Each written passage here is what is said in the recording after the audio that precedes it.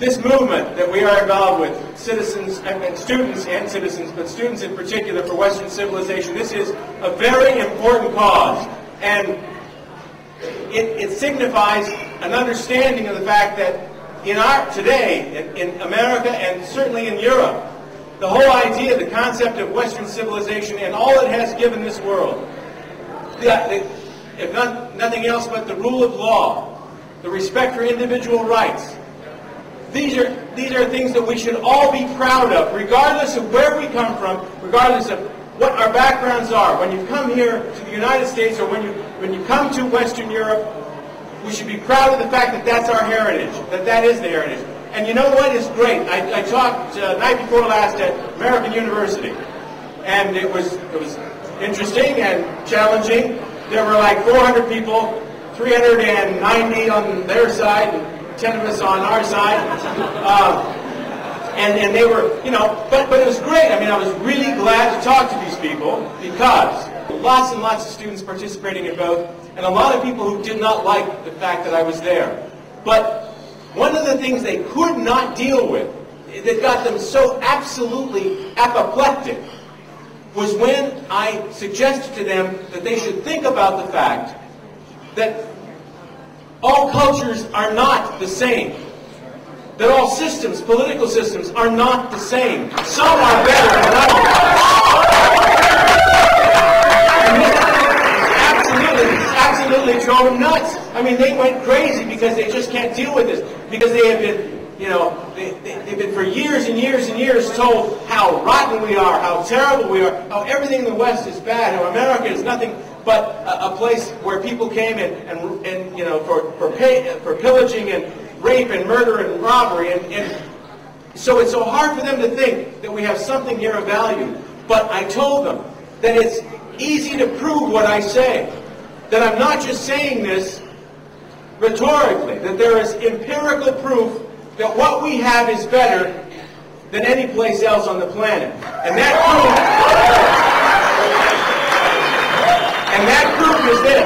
proof is this. When you open the gates all over the world, which way do people run? To the west. To the west. You know what? You just don't find that many people escaping from the west to, say, Pakistan for a better life. It just doesn't happen. And so, what does this tell you? This is the best evidence we can possibly have for the fact that we have something better here. We should not be so ashamed of it. We should take pride in it, all of us. And it doesn't matter where we come from. It doesn't matter what color we are. When you get here, you accept the concept that we have something good and that Western civilization has provided it. Samuel Huntington, great, wonderful man, died just a little bit ago. Tremendous scholar, Harvard scholar. He wrote a book that was the seminal book, I think, for our age. The title of it was, Who Are We? And he talks about the fact that we are the product of a Judeo-Christian culture, a Judeo-Christian Anglo culture. And he said, but it doesn't matter. It doesn't mean that you have to be an Anglo or a Protestant to accept this. It just means that you have to come here from wherever you are and accept those values. And that's an important thing. We are so dependent upon having something that connects us. Something beside the fact that we all happen to live here. We're not just residents. We're not just residents of this place on the planet. We are citizens of the United States of America. It's a wonderful.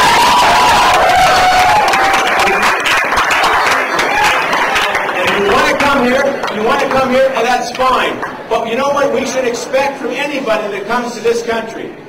And that is the willingness to become an American. And that means to connect with America and to leave all those trappings behind us, especially the political connections to the country from which we came. Those have to be cut, severed. And if you have a language other than English, that has got to go. You have to learn English because that's the thing that connects all of us. So don't be. I just so hope and pray that as most of you wind your way through the college systems in this country, the institutions of, quote, higher education, as most of you do this, and are confronted constantly by what I call the cult of multiculturalism, I hope that you will think about what I've said tonight and understand that there's nothing wrong with being proud of who you are. Nothing.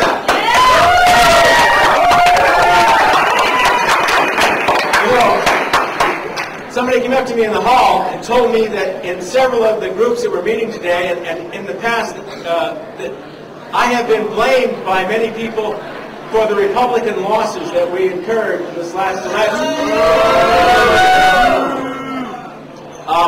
I guess I'm flattered in a way that anybody would think that that's the case.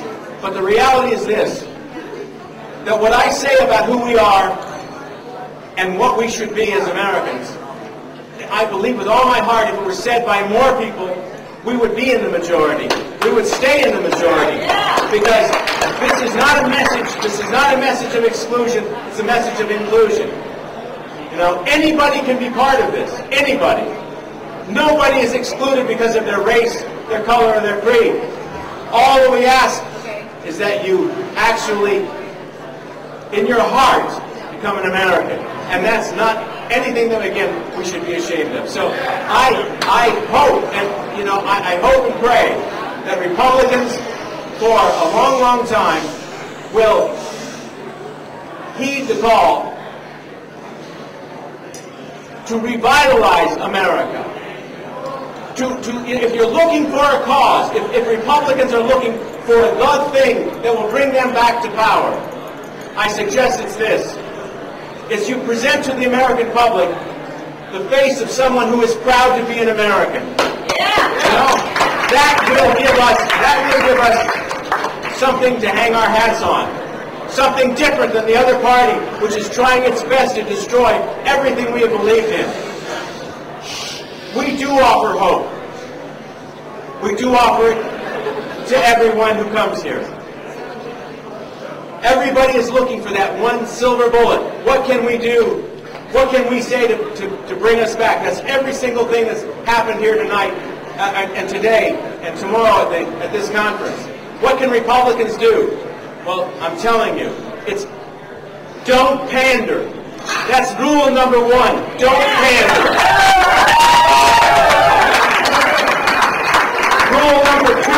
Rule number two.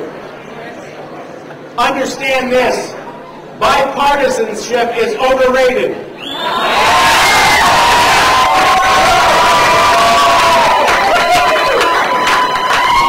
I don't care to elect anybody who's going to go to Congress or to the state legislature, for that matter, and sing Kumbaya with the Democrats. That's not what I want. I'm looking for somebody who will say, look, we've got a different agenda. It's better than the other guys, and we want to fight it out. You know, and I want to fight it out in the marketplace of ideas. And I'm not afraid of it, and I'm not ashamed of it, and I'm going to fight the other guys every step of the way. And I'm not going to give in, because compromise has led us to where we are today. Tell America that you stand for something. Tell America that principles matter, that an agenda of hope and freedom matters, and you're not kidding about it, and that you're not going to go to Congress or anywhere else and drink the Kool-Aid. That you are going to do those things that you promised people you'll do. You'll actually put into practice what you say. And when you say you want less government, you'll vote for less government. When you say you want fewer taxes, you'll vote less taxes, you'll vote that way. So, there's an agenda out there, and it's a great one. Hang on to it. Do not give up. Do not succumb to the siren songs that you're going to hear here about the need to placate, the need to pander. Don't surrender to it. Hang in there. Stick with it. And you know what?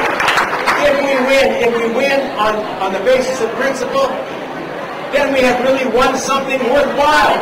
If we just win because we have out-pandered the left, what are we at? Nothing. So run on principle. Win on principle. God bless.